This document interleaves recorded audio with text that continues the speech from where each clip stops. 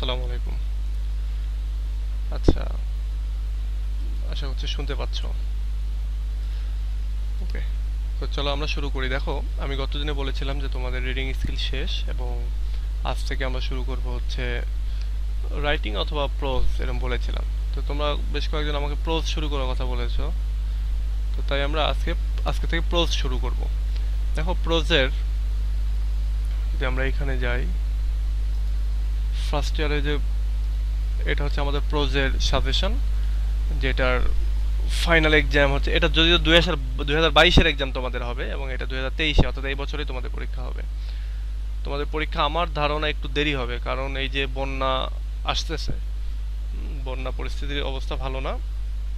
বন্যা শুরু হচ্ছে, তো বন্যা শুরু হলে পরীক্ষা একটু পিছায় যায়। জাতীয় বিশ্ববিদ্যালয়ে ধরো কোনো অঞ্চলে যদি বন্যা হয়, তাহলে সারা দেশের পরীক্ষাই পিছিয়ে যায়। এটার কারণ হচ্ছে যে পরীক্ষাগুলো একসঙ্গে নিতে হয়, যাতে সারা দেশের কলেজগুলোতে যেহেতু পরীক্ষা হয় এই জন্য। তো আমার ধারণা আরো হয়তো মাস দেড় দুয়েক তোমরা সময় পাবা। রুটিন দিলেও হয়তো বা এরকমটা হবে যে বন্যার কারণে বিভিন্ন কারণে পরীক্ষা একটা দুইটা নিল আবার নিল না, এরকমটা হয়। গতবার এরকমটা হয়েছিল, গতবার ওই যে সিলেটে বন্যা হয়েছিল সেই জন্য। তো এবারও আল্লাহ না করুক যদি এরকম সিচুয়েশন তৈরি হয়, তাহলে হচ্ছে তোমাদেরকে তো পরীক্ষা পিছাবে। ওই ঘুরে ফিরে গিয়ে তোমার সেপ্টেম্বর অক্টোবরে গিয়ে পরীক্ষা। তো চলো আমরা এটা দেখি। আমরা আজকে যেটা পড়তে চাচ্ছি সেটা হচ্ছে যে আমরা আমাদের এই যে সাজেশনটা, এই সাজেশনটা কভার করব। এখানে অনেকগুলি প্রশ্ন দিয়েছি, বাট সব প্রশ্ন কিন্তু আমি 3 স্টার দেইনি। দেখো, এখানে এইটা 3 স্টার দিয়েছি, এইটা 3 স্টার দিয়েছি, 1 3, তারপরে এখানে এসে এই যে 6 নাম্বারটা 3 স্টার দিয়েছি। তো আমি যেগুলো 3 স্টার দিয়েছি সেগুলো আমি তোমাদেরকে পড়াই দেব, বাকি সবগুলোরই আমি নোট দিয়ে দেব, আর 3 স্টারগুলো আমি আলোচনা করব। তাহলে যেটা হবে যে তোমাদের মনে এরকম থাকতে পারে না যে এত বড় নোট, তো এত বড় সাজেশন। এত বড় সাজেশন না, এই 3 স্টারগুলো মেইন সাজেশন। আর বাকিগুলো দিয়েছি কারণ ইংলিশে ভালো রেজাল্ট করতে হলে দুইটা কাজ করতে হয়। এক হচ্ছে ধরো 5টা 7টা বা 10টা প্রশ্ন খুব ভালোভাবে পড়তে হয়, যেগুলো পরীক্ষায় আসলে আমি ভালো করে লিখবো, ফাটায় লিখবো। হ্যাঁ, আর কিছু প্রশ্ন এমনভাবে পড়তে হয় যে যদি এদিক সেদিক হয়, কোশ্চেন কঠিন হয়, তাহলে যাতে ওগুলো আমি বানিয়ে লিখতে পারি।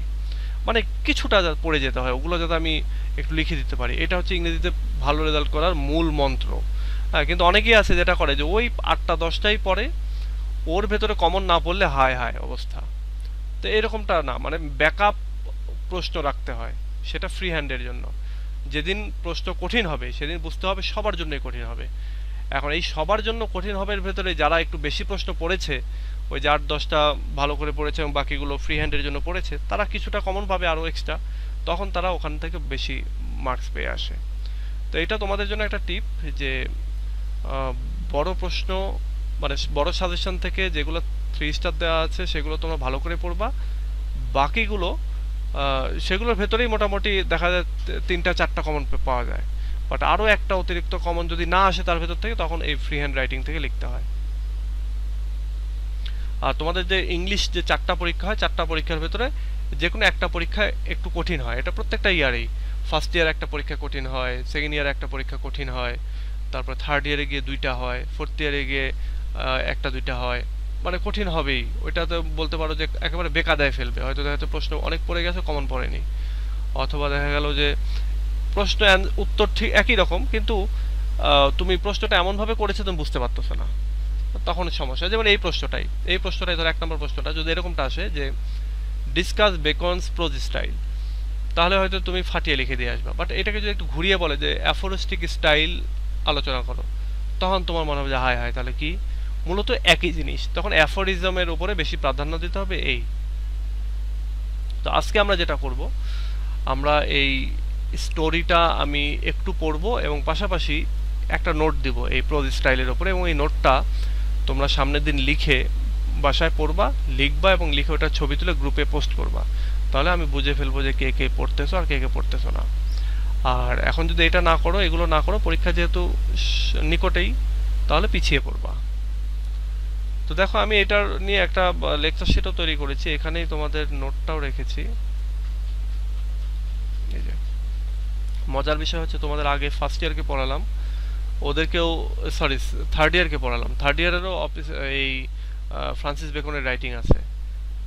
তোমরা ফার্স্ট ইয়ারে পরে ফ্রান্সিস বেকনের রাইটিং ওখানে গেলেই পাবা আর কি। তো ওইখানে গেলে প্রায় তোমাদের 5টা 6টা এরকম এসে পড়তে হবে, এবং অনেক মজার মজার এসে। তো ওইগুলো হচ্ছে আজকে পড়াচ্ছিলাম থার্ড ইয়ারে। আচ্ছা,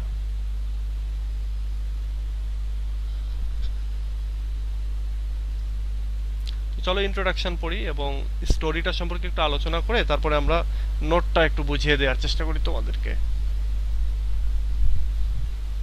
দেখি ইন্ট্রোডাকশনে বলতেছে যে The Essay of Studies by Francis Bacon is the first essay in the series of 10 essays published in 1597, অর্থাৎ 1597 সালে প্রায় 10টা এসে নিয়ে একটা বই বের করেন আমাদের ফ্রান্সিস বেকন, এবং সেই এসেগুলোর ভেতরে প্রথম এসেটাই হচ্ছে এই of studies. Letter it was revised in 1612 with the addition of some more sentences and ideas in it along with the alternation in some vocabulary terms. পরবর্তীতে এই অফ স্টাডিজ 1612 সালে এডিট করা হয়, এডিশন করা হয়, এবং এখানে কিছু সেন্টেন্স অ্যাড করা হয়, কিছু আইডিয়া অ্যাড করা হয়, আবার কিছু ভোকাবুলারি মানে কিছু শব্দও হচ্ছে চেঞ্জ টেন্স করা হয়। This essay is regarded as Bacon's masterpiece, enriched with stylized Latin vocabulary, fresh and new ideas, logical and relevant themes, and wisdom of the world.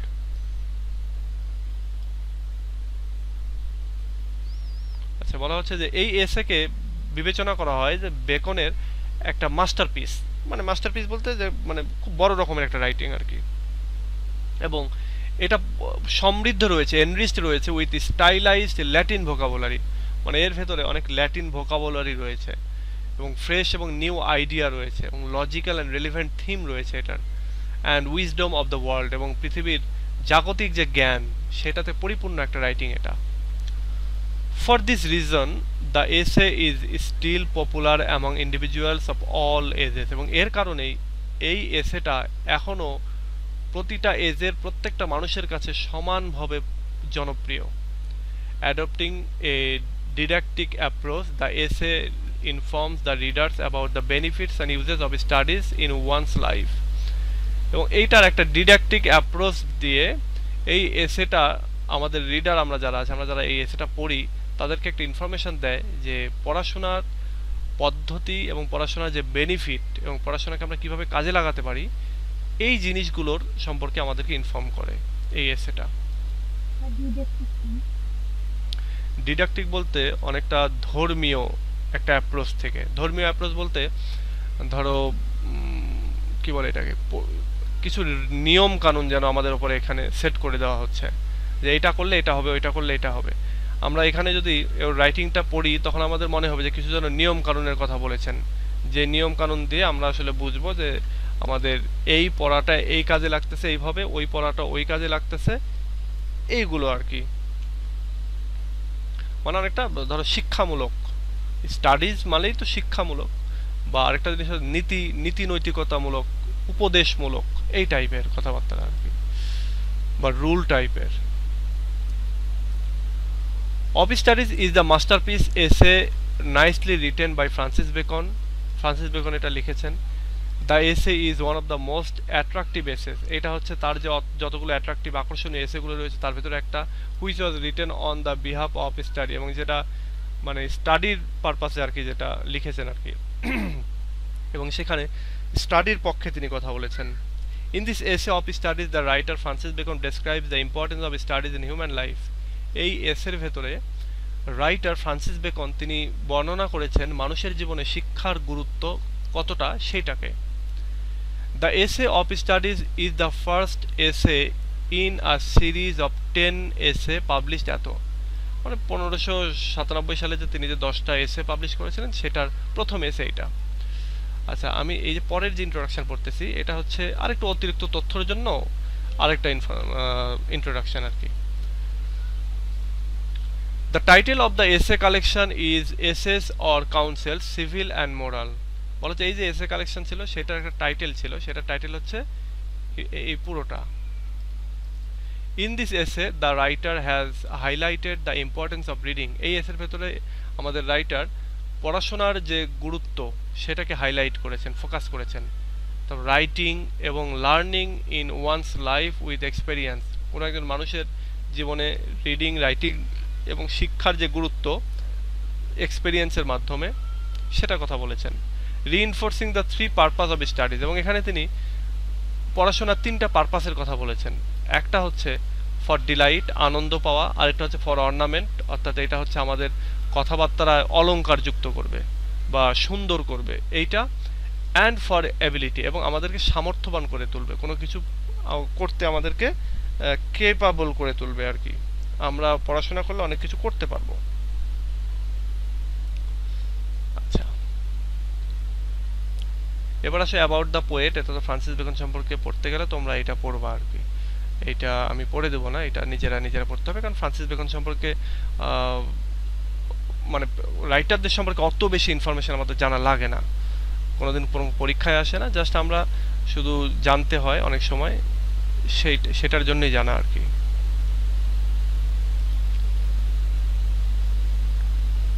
আচ্ছা, এরপর এই রাইটিং এর যে থিম, সেই থিম এক কথাই হচ্ছে পড়াশোনা, স্টাডি। হ্যাঁ, এটা অনেকগুলো এখানে বলা আছে, আমি এগুলোতে যাচ্ছি না, কারণ ওই যে আমরা তাহলে সময় পাবো না। হ্যাঁ, আমি এগুলো দিয়ে দিয়েছি, তোমরা তোমাদের নিজেদের মতো করে একবার করে পড়ার চেষ্টা করো। আবার এই রাইটিং এর স্ট্রাকচারটা কেমন সেটাও এখানে দেয়া আছে, তোমরা একটু তোমাদের নিজেদের মতো করে পড়ার চেষ্টা করো। আমরা আজকে চলে যাব হচ্ছে মেইন টেক্সটে। মেইন টেক্সটও পুরোটা আমরা ওইভাবে পড়বো না, মেইন টেক্সট আমি একটু মানে ইম্পর্টেন্ট যে ইয়েগুলো সেগুলো আমি একটু দ্রুত পড়ে যাব, কারণ আমি নিচের প্রশ্নটা তোমাদেরকে বোঝানোর চেষ্টা করবো আর কি। এই প্রশ্নটা দেখো, আমি এগুলো এই টেক্সটগুলো তোমাদের পড়তে অনেক সময় সমস্যা হয়, এই জন্য আমার একটা পরামর্শ হচ্ছে এগুলোকে লাইন বাই লাইন স্প্লিট করে নেওয়ার জন্য। ধরো এই যে আমি এক লাইনে ভাগ করে নিলাম, তারপরে এই যে এক লাইনে ভাগ করে নিলাম, এগুলো তাহলে হয় কি, এগুলো পড়তে সুবিধা হয়। তোমরা যখন তোমাদের তোমাদের হচ্ছে যে কোনো রাইটিং পড়তে যাবা, যদি দেখো যে রাইটিংটা পড়তে তোমাদের কষ্ট হচ্ছে, তখন ওই লাইনগুলো খাতায় লিখবা, লিখে লিখে ওগুলো পড়তে থাকবা, দেখবা এক লাইন দুই লাইনের ভাবে আগাইতে আগাতে সবগুলো হয়ে যাচ্ছে। দেখো এখানে কি বলতেছে আমাদের মেইন টেক্সটে, আমাদের ফ্রান্সিস বেকন বলতেছেন যে of studies serve for delight and for ornament and ability, অর্থাৎ পড়াশোনা আমাদেরকে আনন্দ দেয়, আমাদের অর্নামেন্টেড করে, আমাদের কথাবার্তা মার্জিত করে, পরিশীলিত করে, আমাদের চলাফেরা সব কিছুতেই, অ্যান্ড এবিলিটি, এবং আমাদের দক্ষতা বাড়ায়, আমরা কোনো কিছু করতে পারি পড়াশোনা করলে। দেয়ার চিপ ইউজ ফর ডিলাইট, তাদের প্রধান উদ্দেশ্যই হচ্ছে আনন্দ দেয়া, ইন প্রাইভেটনেস মানে অবসরের সময় আমাদেরকে আনন্দ দেয়া, অ্যান্ড রিটায়ারিং মানে একই জিনিস, আমরা যখন অবসর থাকি সে সময় যদি আমরা পড়াশোনা করি তাহলে সেটা আমাদেরকে আনন্দ দেয়। ফর অর্নামেন্ট কখন দেয় তাহলে, ফর অর্নামেন্ট ইন ডিসকোর্স, আমরা যখন কথাবার্তা বলি সেই সময় আমাদেরকে অর্নামেন্ট দেয়। And for ability in the judgement, এবং জাজমেন্টের সময়, অ্যান্ড ডিসপোজিশন অফ বিজনেস, এবং কাজকর্ম করার সময় আমরা যে আমাদের স্বভাব টভাব যেগুলো আমরা মেনটেন করি সেইগুলো মেনটেন করা, আবার বিচার বিবেচনা করতে আমাদেরকে সামর্থ্যবান করে তোলে হচ্ছে এই স্টাডি। দেখো এখানে বলে দিচ্ছি, স্টাডি আমাদেরকে এই তিনটা জিনিস দেয়। তো এই তিনটা জিনিস কখন কখন দেয়, যখন আমরা একাকী বসে থাকি তখন আমরা কি করি, ধরো উপন্যাস পড়তেছি, নাটক পড়তেছি, এটা সেটা পড়ি, আনন্দ নিয়ে থাকি, তাহলে এটার মাধ্যমে আনন্দ দেয়। আর অর্নামেন্টেড, আমরা যে পড়াশোনা থেকে কিছু অলংকার পেলাম, এটা কিভাবে বুঝবো, আমাদের কথাবার্তায় আমরা এটা পেয়ে থাকি। আমরা দেখবো একটা শিক্ষিত মানুষের কথা আর একজন অশিক্ষিত মানুষের কথাবার্তা কিন্তু আলাদা থাকে না। আবার একজন লোক যে কিনা অনেক পড়েছে, সিলেবাসের বাইরে, আউট অফ সিলেবাস পড়েছে, তার কথাবার্তা, তার নলেজ, আবার অন্য একজন লোক যে শুধুমাত্র সিলেবাসের ভেতরে ঘুরপাক খেয়েছে তার ক্ষেত্রে কিন্তু একটা মানে পার্থক্য দেখা যায়। তো এটাই বলতেছে যে শিক্ষা আমাদেরকে কথাবার্তা বলার ক্ষেত্রে অর্নামেন্টেড করে তোলে। এবং ফর এবিলিটি হচ্ছে আমরা যখন বিচার বিবেচনা অ্যাপ্লাই করি, একজন শিক্ষিত মানুষের বিচার বিবেচনা আর একজন অশিক্ষিত মানুষের বিচার বিবেচনা কিন্তু আলাদা। তো এই বিচার বিবেচনার ক্ষেত্রে তারপরে বিজনেস, এখানে এই বিজনেস বলতে ব্যবসা, চাকরি বাকরি সব কিছুই আর কি। তো এই সময়গুলোতে আমাদের স্বভাব, ডিসপোজিশন এগুলো কেমন থাকবে, মেজাজ মর্জি, এগুলো আমাদেরকে ওই শিক্ষাটাই আমাদেরকে শেখায়, আমাদেরকে এগুলো মেনটেন করতে অ্যাবল করে তোলে।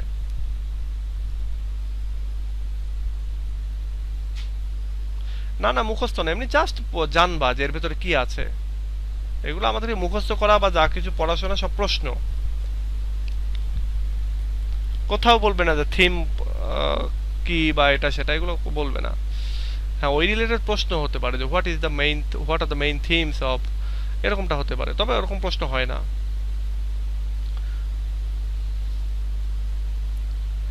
দেখো, ফর এক্সপার্ট মেন, যারা এক্সপার্ট তারা হচ্ছে ক্যান এক্সিকিউট, তারা এক্সিকিউট করে, স্টাডি থেকে যা কিছু শিখেছে তারা এগুলোকে এক্সিকিউট করে। Perhaps just the particulars one by one, এবং তারা একের পর এক যে কোনো জিনিসকে জাজ করতে পারে। বাট দ্য জেনারেল কাউন্সিল, কিন্তু সাধারণ মানুষজন যারা, and the plots and marshalling of affairs come best from those that are learned. বলতেছে কিন্তু যারা জেনারেল তারা ছাড়া যারা মার্শাল অ্যাফেয়ার্স করে থাকে, অর্থাৎ হচ্ছে তোমার কি বলে এটাকে, সেনাবাহিনীর যে কাজকর্মগুলো, এবং যারা বিভিন্ন রকমের দুরভিসন্ধিপূর্ণ কাজগুলো করে থাকে, প্লট মানে এখানে কি বলে, দুরভিসন্ধি করা বা ষড়যন্ত্র করা, বলছে এই কাজগুলো হয়ে থাকে সাধারণ মানুষের কাছ থেকে। কিন্তু শিক্ষা দীক্ষার প্রকৃত এক্সিকিউট হওয়া বা প্রকৃত জাজমেন্টটা হয় হচ্ছে তোমার ওই যারা শিক্ষিত তাদের কাছ থেকে। পার্ট বি পড়াবো না, পার্ট বি এর আমরা টাইম পাইলে পড়াবো আর কি, কারণ সময় পাবো কিনা জানি না। টাইম পেলে পড়াবো। তোমাদের একটা লস হয়ে গেছে যে মাঝখানে আমাদের ঈদের যে একটা ছুটি গেল, এই ঈদের কারণে আমাদের একটু সময়টা কমে গেছে, আদারওয়াইজ আমরা বেশ ভালোই সবকিছু শেষ করে ফেলতে পারতাম।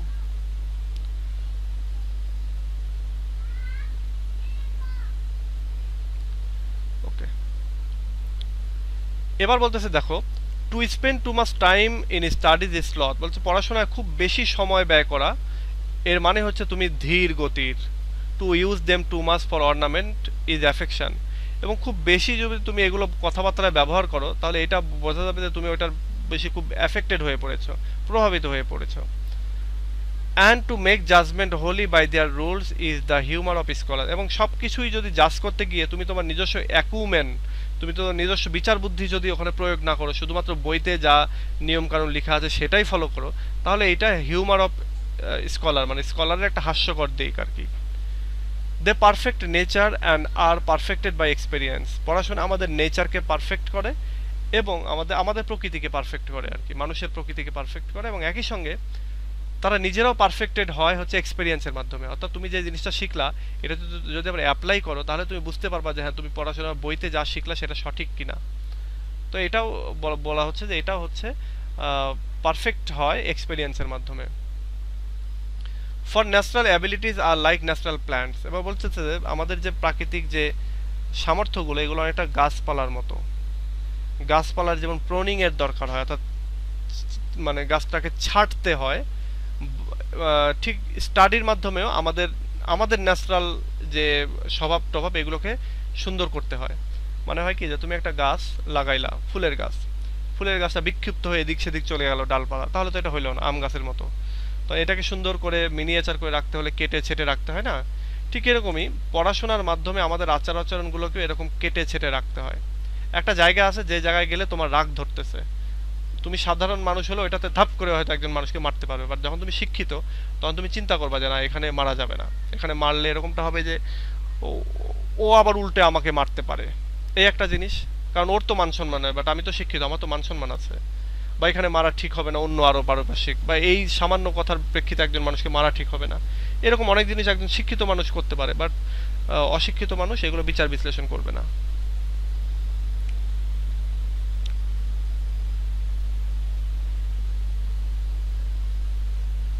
আচ্ছা, আমরা এইখানে ভাগ করি নাই, ভাগ করে নেই আর কি আগে।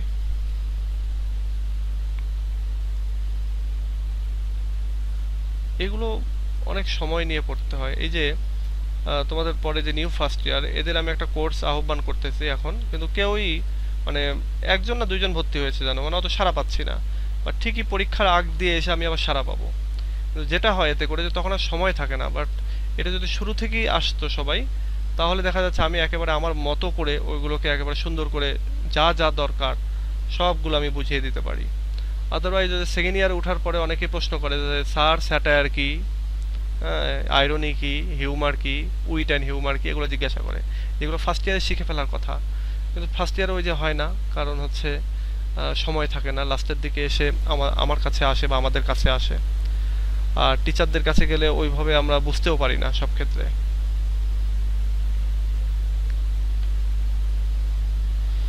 ওকে, studies themselves do give for directions to mass at large, expect they be bounded by the experience, except they be bounded by experience। এবং শিক্ষা দীক্ষাও অনেকটা খুব বেশি ডিরেকশন দিয়ে থাকে আর কি। তুমি যদি খুব শুধু পড়াশোনা করতেছো তাহলে তোমাকে খুব বেশি ডিরেকশন দিয়ে দেবে, তুমি ডিরেকশনের চাপে পড়ে যাবে যতদিন না তুমি এক্সপেরিয়েন্সের ভেতরে না যাবা। ধরো তোমাকে লেখা আছে বইতে যে তুমি কিভাবে সাঁতার কাটতে হয়, তো কিভাবে সাঁতার কাটতে হয় এইটা বইতে পড়ে, অথবা কিভাবে সাইকেল চালাতে হয় এটা বইতে পড়ে তুমি যদি যাও, তুমি পড়াশোনা বারবার করতেছো, খুব সুন্দর করে পড়াশোনা করো, তারপরে তুমি সাঁতার কাটতে পারবা, সাইকেল চালাতে পারবা যতদিন না তুমি এক্সপেরিয়েন্স করবা নিজে ওখানে গিয়ে। তো বলা হচ্ছে যে পড়াশোনাটাকেও এক্সপেরিয়েন্স দিয়ে ঠিকঠাক করতে হয়। হ্যাঁ, যেমন তুমি সাঁতার জানলা যে হ্যাঁ এইভাবে এভাবে সাঁতার কাটতে হয়, এভাবে এভাবে তোমার এই সাইকেল চালাতে হয়। এবার তুমি যখন সাইকেল চালাইতে যাবা, সাঁতার কাটতে যাবা, তখন যে রিয়েল লাইফ এক্সপেরিয়েন্সটা হবে, তখন তুমি ওই পড়াশোনা অনুযায়ী তখন পড়াশোনাটা পারফেক্ট হলো, তোমার মনে হবে যে না লেখালেখিগুলো ঠিক আছে। কিন্তু শুধুমাত্র লিখেই তো তুমি নদীতে ঝাঁপ দিতে পারবে না, মারা যাবা। এবার তো crafty men contemn studies, simple men admire them and wise men use them. বলা হচ্ছে এখানে কন্টেম না কমেন্ট হবে মনে হয়, এটাতে কোথাও একটু ভুল আছে।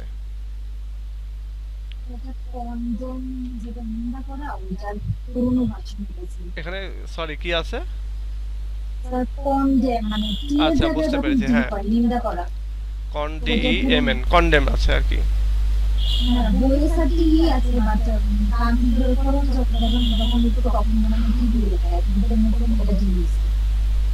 ও হ্যাঁ এটাই ঠিক, কিন্তু আমি ওটাই শিওর হচ্ছিলাম না। দেখো কন্ডেমই আছে না কন্টেম্পট আছে, টি আছে না, এটা আছে, এই টি আছে তাই তো, হ্যাঁ এবার ঠিক আছে।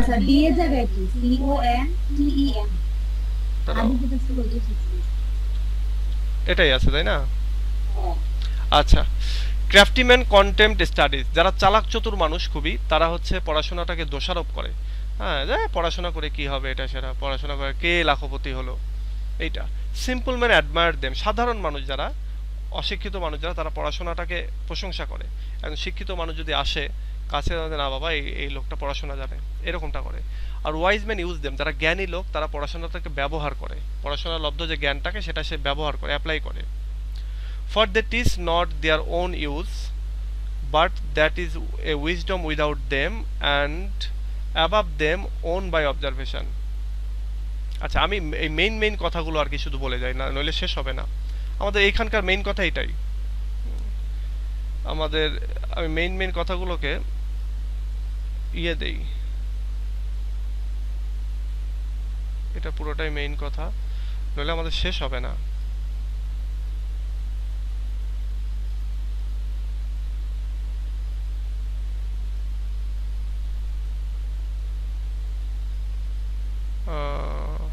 আচ্ছা মেইন কথাগুলো আমি পড়িয়ে যাই, তারপর প্রশ্নটা পড়াই। এরপর আরেকটা মেইন কথা আছে এখানে, আমাদেরকে ডিরেকশন দিচ্ছে যে read not to contradict and confute, অর্থাৎ তর্ক করার জন্য বা বৈপরীত্য শো করার জন্য পড়াশোনা করিও না। Not to believe and take for granted, অথবা পুরোপুরি বিশ্বাস করে নেওয়া অথবা কোনো কিছু মেনে নেওয়ার জন্যও পড়াশোনা করিও না। Not to find talk and discord, অথবা আলাপ আলোচনার জন্য শুধুমাত্র পড়াশোনা করিও না। But to weigh and consider, বরং কি করো পড়াশোনাটা করে নিজের ভারত্বটা মানে বাড়াও, ওজনটা বাড়াও, অ্যান্ড কনসিডার, এবং নিজের ভেতরে যে বিচার বিবেচনা করার, কনসিডার করার যে বোধটা সেটাকে জাগ্রত করার জন্য পড়াশোনা করো। এরপরে আবার বলতেছে some books are to be tasted, some are to be swallowed and some few to be chewed and digested. এটার মানে হচ্ছে কিছু বই আছে যেগুলো আমাদেরকে টেস্ট করতে হবে জাস্ট, একেবারে খুব ইয়েভাবে পড়তে হবে না। কিছু বই আছে যেগুলোকে একেবারে গলদগরম করতে হবে, একবারে গিলে ফেলতে হবে। যেমন এই যে আমরা আমাদের অনেক পড়া আছে, যে প্রশ্ন আছে যেগুলো একবারে গিলে ফেলবো পরীক্ষা খাতায় লেখার জন্য। আবার কিছু জিনিস আছে টেস্ট করব। কিছু বই আছে যেগুলো হচ্ছে আমরা চাবাবো এবং হজম করে ফেলবো। হ্যাঁ, মানে এটা ধরো কাইন্ড অফ ওই যে ক্লাইম্যাক্সের উদাহরণ। প্রথমে টেস্ট করবা, তারপরে গিলে খাবা, তারপরে কি চিবিয়ে চিবিয়ে একেবারে পুরো হজম করে ফেলবা। তো এটা হচ্ছে ক্লাইম্যাক্সের উদাহরণ। এবং এটা বলতেছে কিছু বই আছে যেগুলো সামটাইমস, যেমন পরের সেন্টেন্সে বলতেছে যে কিছু বই আছে যেগুলো পার্ট বাই পার্ট হয়তো অল্প অল্প করে পড়বো। কিছু বই আছে যেগুলো পুরোপুরি পড়তে হবে, কিন্তু অতটা কৌতূহল সহকারে না। আবার কিছু বই আছে যেগুলো পরিপূর্ণভাবে পড়তে হবে এবং পরিপূর্ণ পরিশ্রম দিতে হবে এবং অ্যাটেনশন দিয়ে পড়তে হবে। এই কথাটাই বলতেছে এই জায়গাটাতে। একটা ধরো নোভেল, উপন্যাস, ড্রামা পড়তে গেলে আমরা কি ওইটাকে মুখস্থ করব? করব না, কারণ ওইটাতে একবার এমনি ইয়ে করে পড়লে আমরা মজা নেওয়ার জন্য পড়তেছি, সেই জন্য।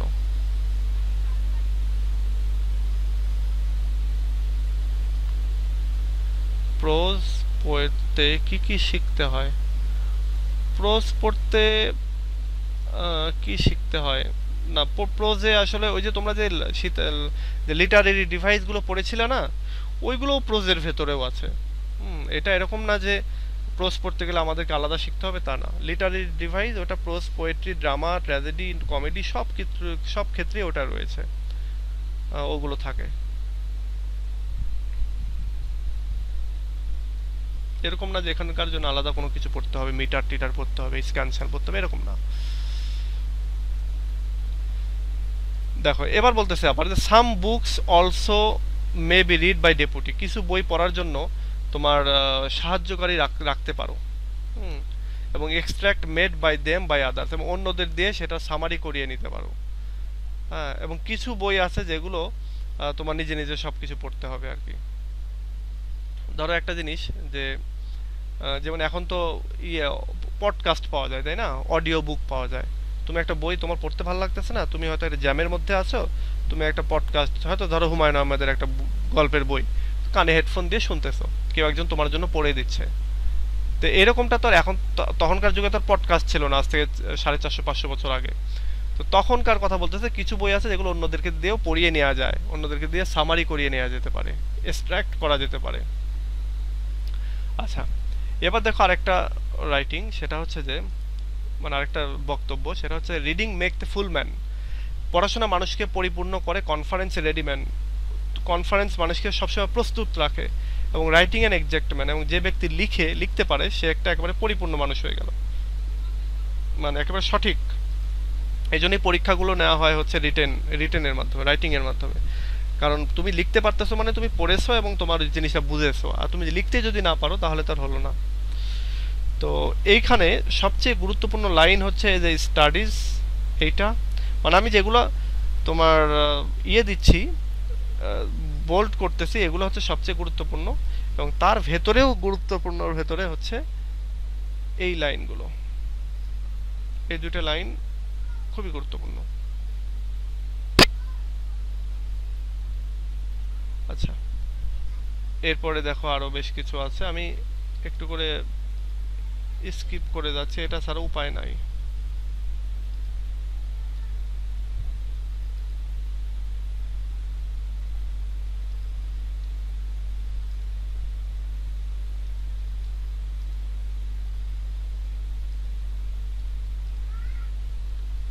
আচ্ছা, এবার বলতেছে যে therefore if a man write little, যদি কোনো একজন মানুষ অল্প লিখে থাকে, he had need have a, আচ্ছা, he had need have a great memory. কোনো ব্যক্তি যদি অল্প লেখালেখি করে, তাহলে তার অনেক মেমোরি থাকতে হবে, শার্প মেমোরি থাকতে হবে। মানে তুমি যদি লেখালেখি কম করো, তার মানে তোমার ফ্রি হ্যান্ড রাইটিং আসবে না, তাহলে তোমার কি হবে, মুখস্থ বেশি করতে হবে। তো এই জন্য শার্প মেমোরি থাকতে হবে। If he কনফার little, he had need have a present with. যদি কেউ কম আলাপ আলোচনা করে বা বক্তৃতা দেয় বা ডিসকাশন করে, কনফারেন্স করে, তাহলে তার অবশ্যই উপস্থিত বুদ্ধি থাকতে হবে। And if he read little, he had need have much cunning. এবং তার সে যদি আবার কম পড়ে, অর্থাৎ আলাপ আলোচনাও কম করতেছে, আবার পড়াশোনাও কম করতেছে, তাহলে তার ধূর্ততা থাকতে হবে তার ভেতরে।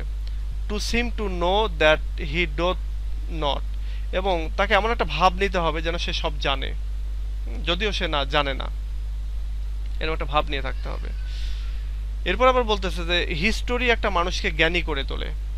পোয়েট বা পোয়েট্রি আর কি, পোয়েট্রি মানুষকে উইটি করে তোলে। পোয়েট উইটি করে মানে পোয়েট্রি উইটি করে আর কি, মানুষকে উপস্থিত বুদ্ধি সম্পন্ন করে। অ্যান্ড ম্যাথমেটিক্স মানুষকে শাটল করে, মানুষের ব্রেনকে তীক্ষ্ণ করে। অঙ্ক বা গণিত এটা মানুষের ব্রেনকে তীক্ষ্ণ করে। ন্যাচারাল ফিলোসফি ডিপ, ফিলোসফির অধ্যয়ন, মানুষ যদি কেউ ফিলোসফি বা দর্শন পড়ে তাহলে সে অনেক গাম্ভীর্যপূর্ণ হয়ে থাকে এবং খুবই ডিপ অনেক বিষয় নিয়ে ডিপলি অ্যানালাইসিস করতে পারে। মোরাল গ্রেভ, কেউ যদি মোরালিটির বিষয় নিয়ে পড়ে তাহলে সে অনেক গ্রেভ হয়, গাম্ভীর্যপূর্ণ হয়। এবং লজিক অ্যান্ড রেটোরিক কেউ যদি পড়ে তাহলে অ্যাবল টু কন্টেন্ট, তাহলে সে অনেক বিষয় নিয়ে হচ্ছে তোমার আলাপ আলোচনা বা কথাবার্তা এগুলোতে সে ভালো হয় আর কি। মানে এক কথায় এখানে বিভিন্ন সাবজেক্টের কথা বলা হচ্ছে, কোন সাবজেক্ট মানুষকে কোন কোন বিষয়ে পারদর্শী করে তোলে সেটার কথা বলা হচ্ছে।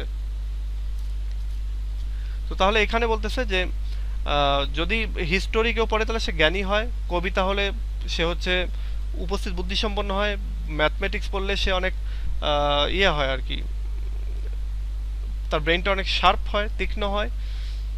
তারপর ফিলোসফি পড়লে ডিপ হয়, মোরালিটির বই টই পড়লে হচ্ছে হয় অনেক গ্রেভ, লজিক এবং রেটোরিক পড়লে সে কম্পিটিশন করতে পারে আর কি, কন্টেন্ডেন্ট হিসাবে কাজ করতে পারে আর কি। এরপরে আর রয়েছে একটা ল্যাটিন ফ্রেজ, ল্যাটিন ফ্রেজের মিনিংটা আমিও ভুলে গেছি এখন এই মুহূর্তে, মিনিংটা দেখে আসি।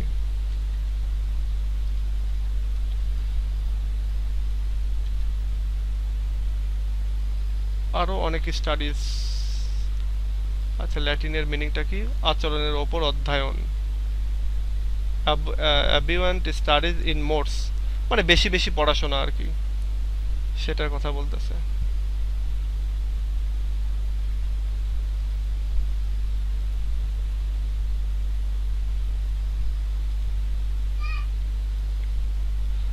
আচ্ছা, নাই there is no stone or impediment in the wheat, but may be wrought out by fit studies, like the disease of the body may be appropriate exercise। এবার বলতেছে যে পড়াশোনার ক্ষেত্রে বা উপস্থিত বুদ্ধিসম্পন্ন বা জ্ঞান অর্জনের ক্ষেত্রে এমন কোনো স্টোন বা এমন কোনো বাধা এগুলো নাই, হ্যাঁ, যেটা পড়াশোনা ফিক্স করতে না পারে। মানে এক কথায় আমাদের বুদ্ধিভিত্তিক ডেভেলপমেন্টের ক্ষেত্রে এমন কোনো বাধা নাই যেটাকে পড়াশোনার মাধ্যমে আমরা ঠিকঠাক করতে পারি না, এমন কোনো নাই। ঠিক যেমনভাবে আমাদের যে কোনো শারীরিক অসুখ বিসুখকে আমরা এক্সারসাইজের মাধ্যমে এটাকে ঠিক করে ফেলতে পারি, সেটার কথা বলতেছে। মানে আজ থেকে 400-500 বছর আগে তো মেডিসিন বা মেডিকেল ইকুইপমেন্ট বা এই এই জিনিসগুলো তার এত উন্নত ছিল না, তখন এক্সারসাইজ বা থেরাপি এগুলোই বেশি চলতো, বা বটি এগুলো বেশি চলতো। তো এই জন্য বলতেছে যে আমাদের ডিজিজের জন্য এক্সারসাইজগুলো যেমন রয়েছে বিভিন্ন রকমের এক্সারসাইজ, ঠিক সেভাবে পড়াশোনা আমাদের এক এক জিনিসের জন্য এক এক রকমের পড়াশোনা। যেমন এই যে জ্ঞানী হতে হলে হিস্টোরি পড়তে হবে, তুমি হয়তো উপস্থিত বুদ্ধি কম তাহলে কবিতা পড়ো, তোমার ব্রেনটা শাটল না তাহলে তুমি ম্যাথমেটিক্স চর্চা করো। শুরুতে ম্যাথমেটিক্স কঠিন লাগবে, বাট এগুলো করতে করতে একটা সময় তোমার ব্রেনটা অনেক শার্প হবে। তো এটাই বলতেছে যে পড়াশোনার আমাদের হচ্ছে শরীরের যেমন বিভিন্ন বিভিন্ন রোগের জন্য বিভিন্ন বিভিন্ন এক্সারসাইজ আছে, ঠিক তেমনি আমাদের মানসিক বা বুদ্ধিভিত্তিক বিকাশে আমাদের বিভিন্ন রকমের পড়াশোনা রয়েছে। এবার দেখো এক্সারসাইজের কথাও কিছু বলতেছে। Bowling is good for stone and রিনস, অর্থাৎ আমাদের যে পিত্তথলিতে পাথর, কিডনিথলিতে পাথর হয়, এই পাথরগুলো ঠিকঠাক করতে গেলে আমাদের বোলিং করতে হবে, অর্থাৎ কোনো কিছু ছুটতে হবে, বা এই যে আমরা ক্রিকেটের যে বল থ্রো করি এরকম বোলিং করতে হবে। তখন তো আর ক্রিকেট ছিল না, এই জন্য বোলিং ওইভাবে না, মানে ছুটতে হবে আর কি, ঢিল ছুটতে হবে। এবং রিনস আমাদের ধমনীগুলোর রক্ত সঞ্চালন বাড়ানো বা এগুলোর জন্য আমাদেরকে বোলিং করতে হবে। Shooting for the lunches and breast, আমাদের বুক এবং আমাদের লাঞ্চ এইটার রোগ যদি আমরা এটাকে যদি ঠিক রাখতে চাই তাহলে আমাদের শুটিং করতে হবে। মানে তখন তো আর এই তীর ধনুক ছাড়া তীর ধনুক শুট করতে হবে আর কি, তখন তো আর ইয়ে ছিল না, রাইফেল টাইফেল ছিল না, পিস্তল ছিল না, গুলি ছিল না। Gentle walking for the stomach, এবং যদি একটু হাঁটা চলা করো সুন্দরভাবে ভদ্রভাবে তাহলে এটা তোমার স্টমাককে ভালো রাখবে, হ্যাঁ, তোমার পেটের খাবার হজম করবে, ভালো রাখবে। Riding for the best and the like, এবং রাইডিং অর্থাৎ ঘোড়া চালনা করা এটা আমাদের মাথার জন্য ভালো, মাথার যন্ত্রণার জন্য ভালো, এটা বলতেছে। এটা এখনকার যুগে অনেক কিছুই তোমার মিথ্যা প্রতিপন্ন হয়েছে, বাট তিনি সেই সময় এই কথাগুলো বলে গেছেন এবং অনেক কিছু ঠিক। হ্যাঁ, যেমন এই যে জেন্টেল ওয়াকিং ফর স্টমাক, খাবার খাওয়ার পরে ওই যে বলে না যে একটু হাঁটা চলা করতে, সাথে সাথে শুয়ে বসে না থাকতে। কারণ কি, যাতে ওই খাবারটা ভালো মতো প্লেসমেন্ট হয় এবং হজম হতে সাহায্য করে সেজন্য। এবার বলতেছে, so if a man's weight be wandering, let him study the mathematics for the demonstrations. If his weight be called away never so little, he must begin again. মানে এক কথা, কোনো মানুষের মন যদি উড়া উড়া থাকে, ওয়ান্ডারিং করে, তাহলে তাকে ম্যাথমেটিক্স পড়তে দাও। এটা if his weight be not apt to distinguish or find differences, let him study schoolman. বলছে যদি তার মনটা কোনো ভালো খারাপ এই জিনিসগুলোকে বা যে কোনো জিনিসের ভেতর পার্থক্য বা বিচার বিবেচনা করতে না পারে, তাহলে তাকে স্কুলম্যানদেরকে পড়তে দাও। মানে ছোট বাচ্চাদের বিষয় বা স্কুল যারা পরিচালনা করে তাদের বিষয়ে আর কি পড়তে বলা হচ্ছে, বা তাদের বিষয়ে স্টাডি করতে বলা হচ্ছে। ফর দে আর সিমিনি সেক্টরিস, এটাও আমাকে দেখতে হবে, কারণ এটা বহুদিন ধরে পড়াইনি তো, যার জন্য অনেকটা ভুলে গেছি।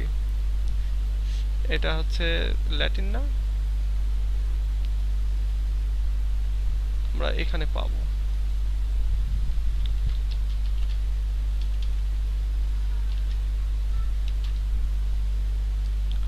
someone who makes excessive fine distinction and reasoning, মানে সিমিনিস সেক্টরিস মানে হচ্ছে তোমার যারা হচ্ছে ধরো অনেক ডিস্টিংগুইশ করতে পারে, যে কোনো জিনিসের ভেতরে লজিক দিয়ে পার্থক্য দেখাতে পারে, তাদের কথা বলতেছে, যেটা আমাদের এই জায়গাটাতে বলতেছে।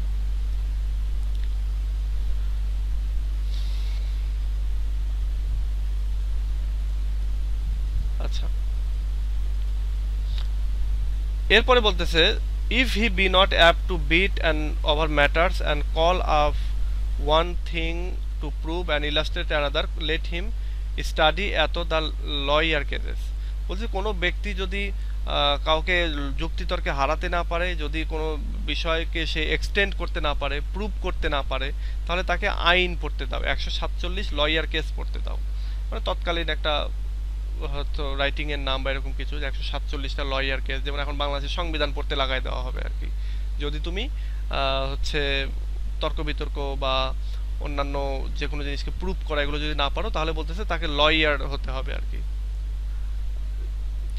এরপর বলতেছে, so every defects of the mind may have special receipt. সুতরাং বলতেছে লাস্টে গিয়ে যে মনের প্রত্যেকটা ডিফেক্টের জন্যই আলাদা আলাদা রিসিপ্ট রয়েছে, আলাদা আলাদা চিকিৎসা রয়েছে, এটা বলতেছে।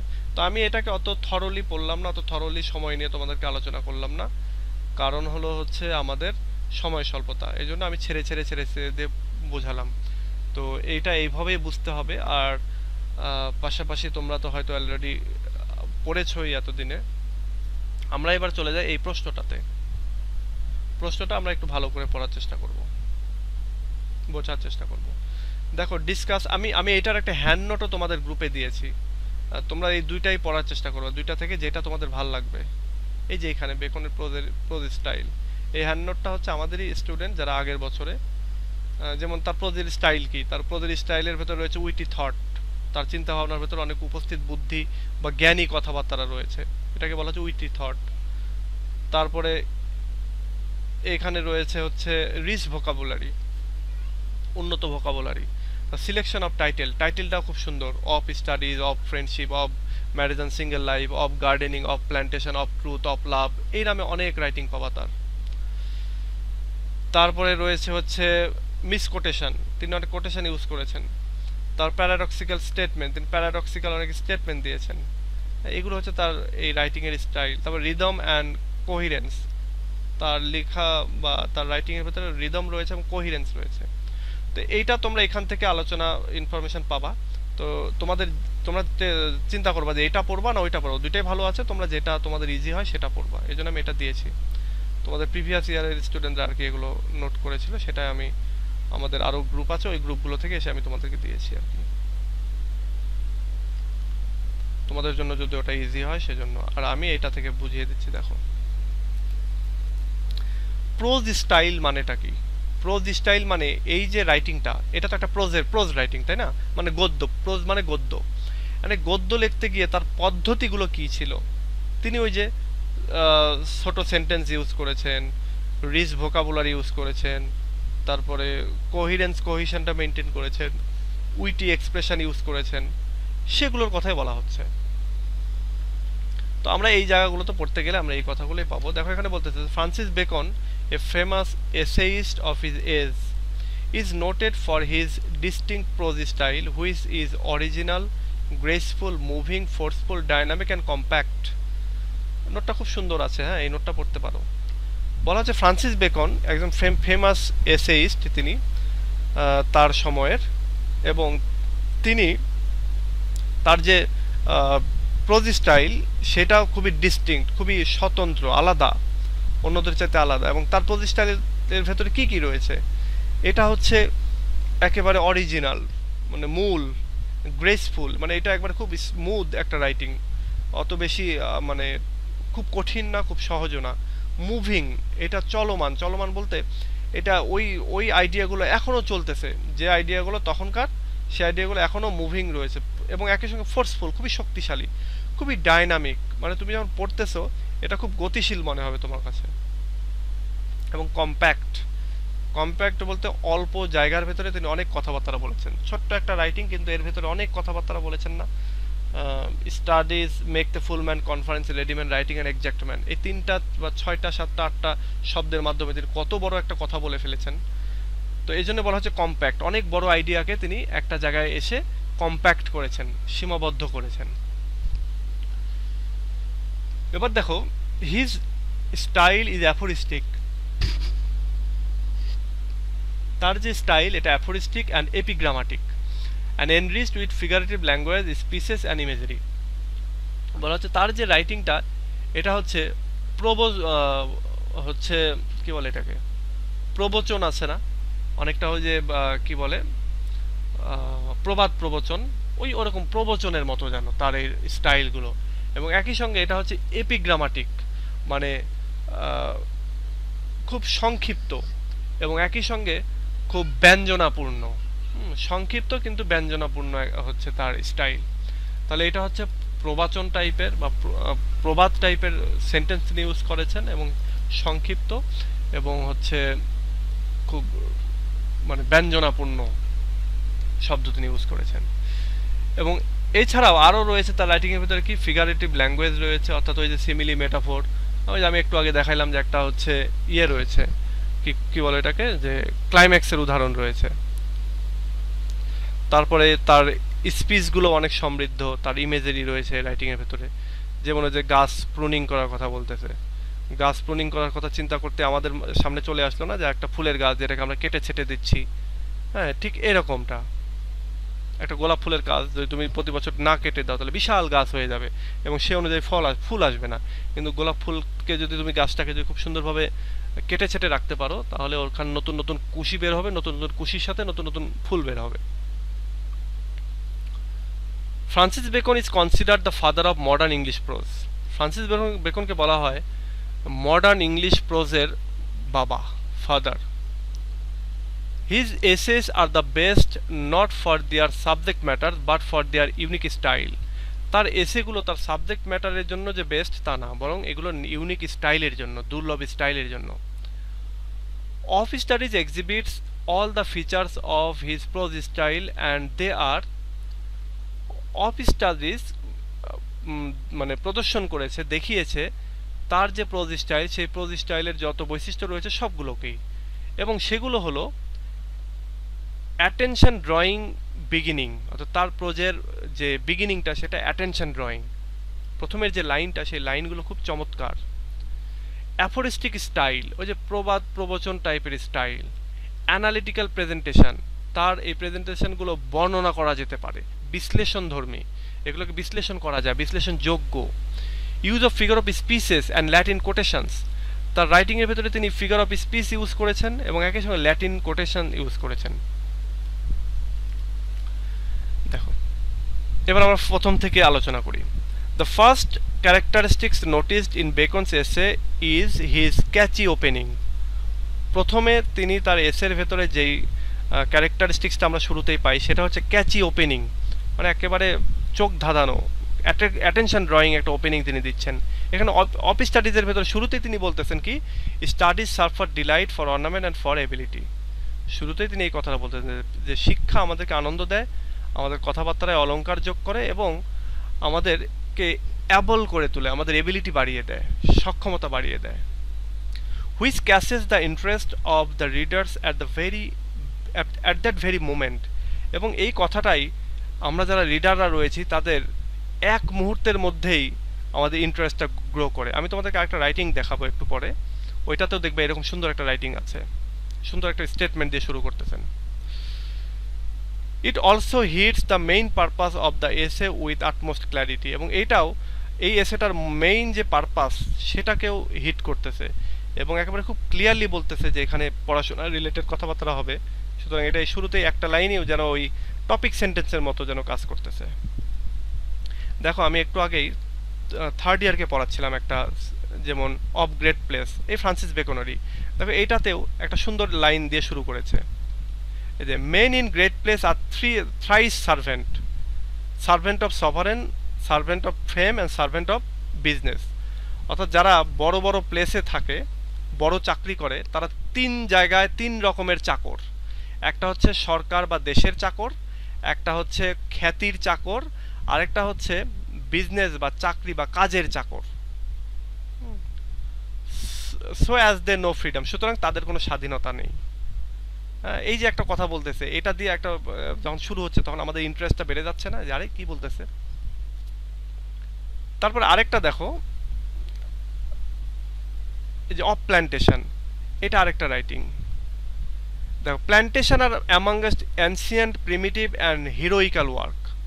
প্ল্যান্টেশন বলতে এখানে গাছপালা লাগানো যদিও মনে হচ্ছে, কিন্তু এটা হচ্ছে আরেকটা মিনিং আছে, সেটা হচ্ছে কলোনি স্থাপন করা, উপনিবেশ স্থাপন করা।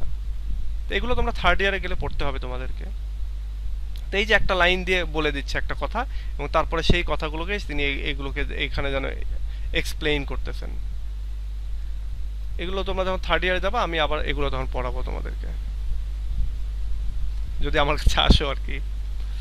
যাই হোক, থার্ড ইয়ারে এবছরে, গত বছর 550 জন স্টুডেন্ট হয়েছিল, এবছরে এখন পর্যন্ত 189 জন ভর্তি হয়েছে, হবে আরও, কেবল তো 1.5 মাস হচ্ছে, তার ভেতরে ইয়ের ও না, থার্ড ইয়ার তো অনেক দিন হলো, 50টার ওপরে ক্লাস হয়েছে, ফোর্থ ইয়ার 1.5 মাস হচ্ছে আর কি।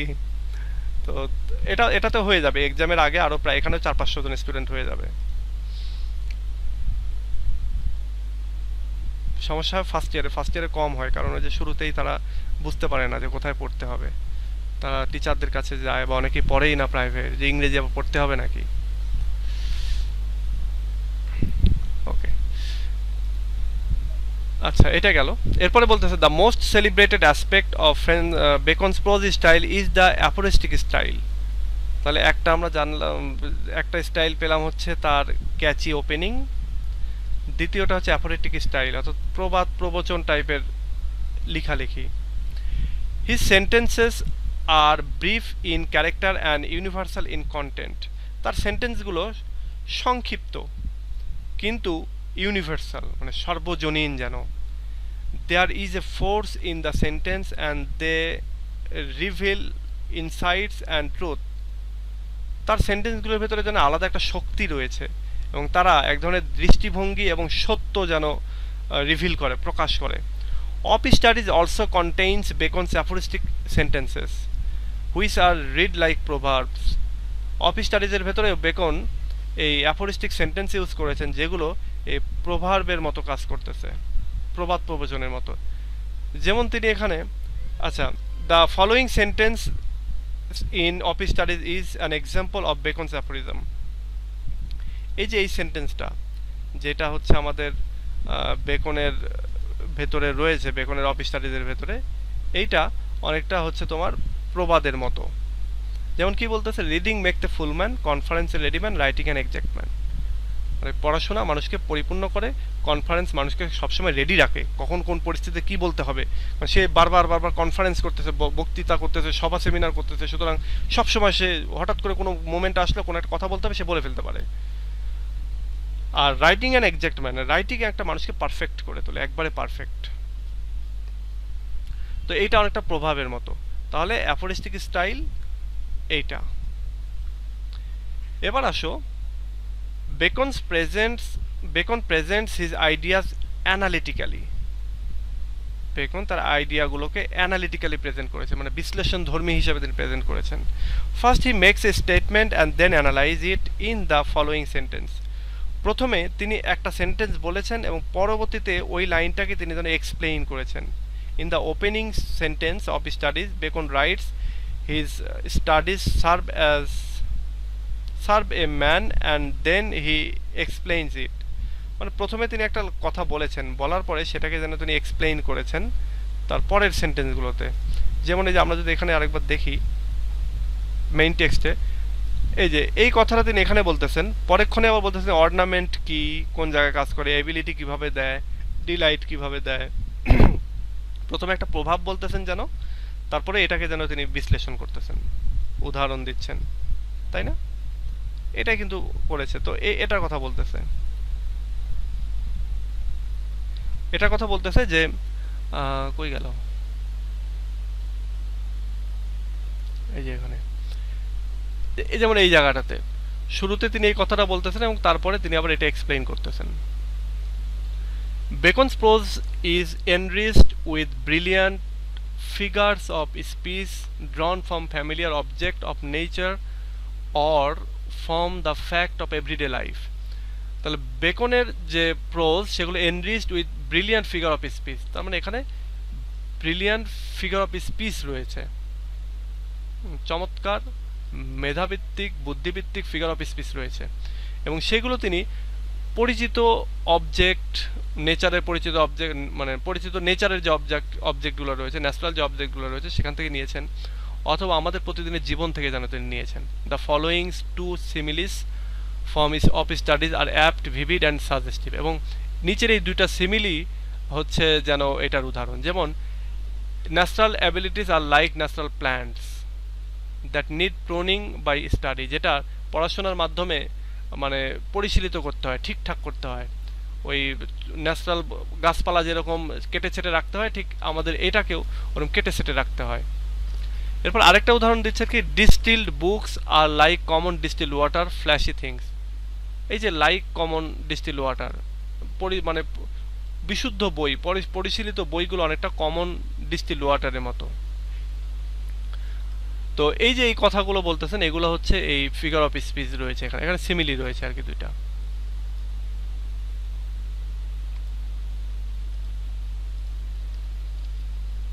এটা আমি যখন এইভাবে পিডিএফ করে দেবো তখন তোমরা ভালো বুঝতে পারবা।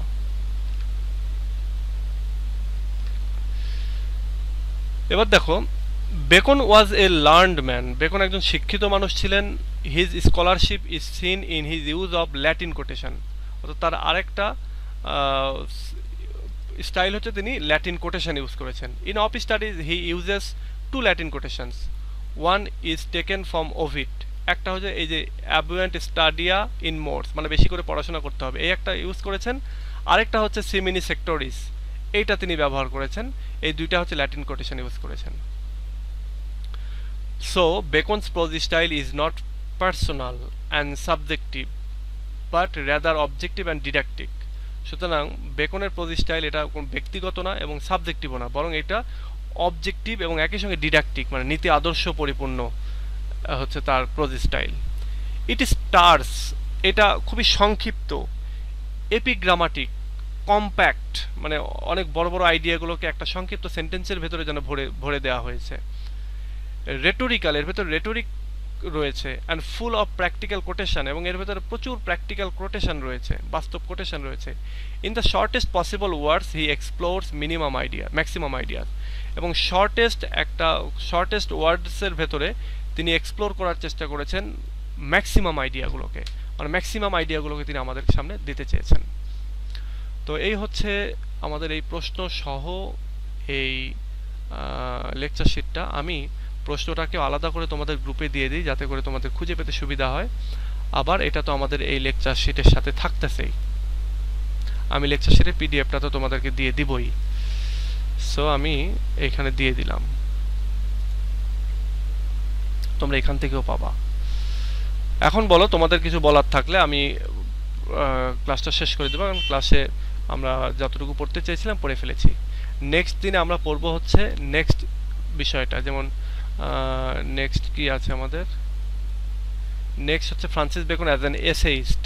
এটা পড়বো না, এইটার আমি নোট দিব, হ্যাঁ এটার নোট আমি দিয়ে দেবো, কিন্তু আমি পড়িয়ে দেবো না। আমি পড়াবো হচ্ছে এইটা, এই যে এই 3 স্টার, এটা আমরা পড়বো সামনের দিনে।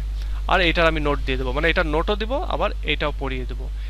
যদি পরবর্তীতে সময় পাই তাহলে এই প্রশ্নগুলো আমরা তখন আবার পড়বো, আদারওয়াইজ আমরা হচ্ছে সময় পাবো না এতটা, যার জন্য আমাদেরকে এইভাবে পড়তে হচ্ছে। মানে মেইন ইম্পর্টেন্টগুলো পড়ে যাই, তারপরে আমরা সময় পেলে আবার এগুলো ধরবো। তোমাদের কিছু বলার থাকলে বলো। কারো কিছু বলার আছে? স্যার একটা কথা ছিল পোয়েট্রির কোটেশন নিয়ে। বলো। ওই পোয়েট্রির কোটেশন হচ্ছে সর্বোচ্চ কত লাইন দেয়া যায়? কোটেশন চেষ্টা করবা 2 লাইন মিনিমাম দেওয়ার জন্য। মানে হচ্ছে যে একটা মানে एग्जांपल দেখা গেল যে টু ড্যাফোডিলস একটা কবিতা আছে না, ওইখানে দেখা গেল যে আমি হচ্ছে এই যে এক্সপ্লেনেশনে লাস্টের 3টা লাইন দিতে চাচ্ছি। দিবা। ঠিক আছে, তো ওইখানে মানে আমি 2টা লাইন দিলে আমার পুরোটা মিলছে না। হ্যাঁ 3টাই দিতে হবে, ওইটাতে লিমিট নাই। হ্যাঁ এটাতে দিতে পারবো। হ্যাঁ এটাতে মিনিমাম 2টা লাইন দিবা, অনেক সময় একটা লাইনও দেওয়া যায়, আবার অনেক সময় চারটা না মানে ওই লাইন। কবিতাতে মানে এক্সপ্লেনেশন বোঝাতে মানে 3টা লাইন দিলে দেখা যায় যে আমি ভালোভাবে বোঝাতে পারতেছি। হ্যাঁ দিবা 3টা লাইন দিবা। 2টা লাইনে বুঝাইতে পারতেছি না, তো এজন্য বলতেছি যে কয়টা লাইন পর্যন্ত দেয়া যাবে। এটা হচ্ছে 2টা থেকে 4টা, এটা হচ্ছে বেস্ট মানে শুট করে। এছাড়াও অনেক রাইটিং পাবা পরবর্তীতে 3rd ইয়ার 4th ইয়ারে গিয়ে দেখবা যে অনেক বড় কোটেশন দিতে হয়, তখন কি করতে হয় ডট ডট ডট ডট দিয়ে দিতে হয়। কোটেশনের শুরুতে একটু লিখতে হয়, তারপর ডট ডট ডট ডট দিয়ে লাস্টে আবার একটু লিখতে হয়, মানে এখান থেকে শুরু হয়ে এইখানের ভেতরে কবি এই কথাটা বলেছেন, এভাবে তখন বুঝিয়ে দিতে হয়। তবে ফার্স্ট ইয়ারের ক্ষেত্রে যেহেতু ছোট ছোট কবিতা, এখানে তুমি 2 থেকে 4 লাইন করে দেওয়ার চেষ্টা করবা, 3 লাইন 4 লাইন, যেটা তোমার ইজি হয় আর কি। আচ্ছা আর কেউ কিছু বলবা? মনের কথাগুলো বলতে হবে, মনের কথা না বললে আমি বুঝবো না। না এটা নিয়ে আসলে অনেক ইয়াতে ছিলাম যে হ্যাঁ আমি তো জানতাম 2টা লাইন দেয়া যায়, এখন ভাবতেছি মানে লাস্টের 3টা লাইনে তো মানে একটাই বলছে যে light to the summer swing, আবার তারপরের লাইনে লিখছে যে ও যে মর্নিং ডিউ, তারপরে হচ্ছে লিখছে যে never to be found again, মানে আর কখনো আসবে না। তো লাস্টের এই একটা লাইনটা না দিলে আগের 2টা লাইনটা পুরোপুরি বোঝা যাবে না, ওই জন্য দিতে হবে। হ্যাঁ দিতে হবে, এটা হ্যাঁ। এটা যদি 3টাও দিতে হয় 3টা দিতে হবে, যদি 4টা দিতে হয় 4টা দিতে হবে, যদি 5টা লাগে 5টাই দিতে হবে।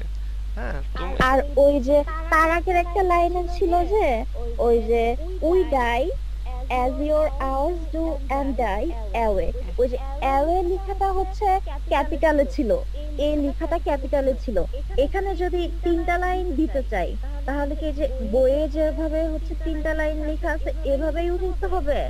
হ্যাঁ বই বই থেকে ওখান থেকেই দেবো। এগুলো অত অত ইয়ে না, হ্যাঁ অত স্ট্রিক্ট না এখানে। তুমি যে বুঝাইতে আমি তো পারতেছো। শুনছি যে কোটেশন গুলা মানে ভুল হওয়া হ্যাঁ যাবে না, কোটেশনে একদম ভুল হওয়া যাবে না, পারফেক্ট কোটেশনে এই জন্য। তুমি যতটুকু দিবা দাড়ি দাড়ি কমা সেমিকোলনও ভুল হওয়া যাবে না। হ্যাঁ এই জন্যই ভাবছি যে বইয়ে যেখানে ক্যাপিটাল দিয়েছে আমিও সেখানেই ক্যাপিটাল দিব, বইয়ে হ্যাঁ নিচের লাইনে গিয়ে আর নিচের লাইনে গেলে কি আমিও নিচের হ্যাঁ লাইনে তুমিও দিব নিচের নাকি লাইনে লেখাটা, দিবা। এই জন্য। হ্যাঁ তুমিও নিচের লাইনে দিবা। মানে হ্যাঁ হয় কি সেই জন্য। কোটেশনগুলো এরকম, ওই যে আমি উদাহরণ দিই খাবার থেকে আর কি। কোটেশন ধরো ওই তোমার তরকারিতে মশলা দেওয়ার মতো, গরুর মাংসে মশলা দেওয়ার মতো। গরুর মাংসে তুমি যদি গরম মশলা না দাও তাহলে গরুর মাংসের ফ্লেভার টেস্ট এগুলো থাকবে না, তাই না? হয়তো তোমার পেট ভরবে। ঠিক এরকমই নোটগুলোতে যখন তুমি কোটেশন দিবা, কোটেশন ছাড়া তুমি লিখবা হয়তো 5 পাবা 10-এ, বাট কোটেশন দিলে 6, 6.5, 7 পেয়ে যাবা।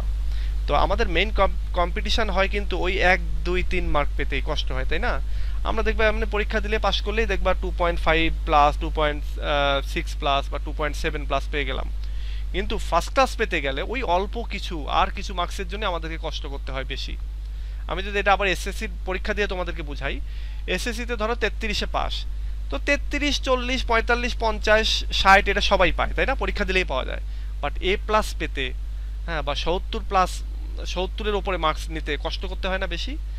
তো ব্যাপারটা হচ্ছে এটাই, যে ওই 1-2 মার্কে অনার্সে এসে 4-5 সবাই পাবে, বাট 6-7 ওই 1-1.5 মার্ক পেতে গেলে একটু বেশি কষ্ট দিতে হবে, একটু বেশি বেশি এফোর্ট দিতে হবে। আচ্ছা, সো ঠিক আছে, তাহলে আজকে এ পর্যন্তই। ভালো থেকো সবাই, আমরা নেক্সট ক্লাসে নেক্সট প্রশ্ন নিয়ে আবার পড়বো। আজকের মতো আল্লাহ হাফেজ।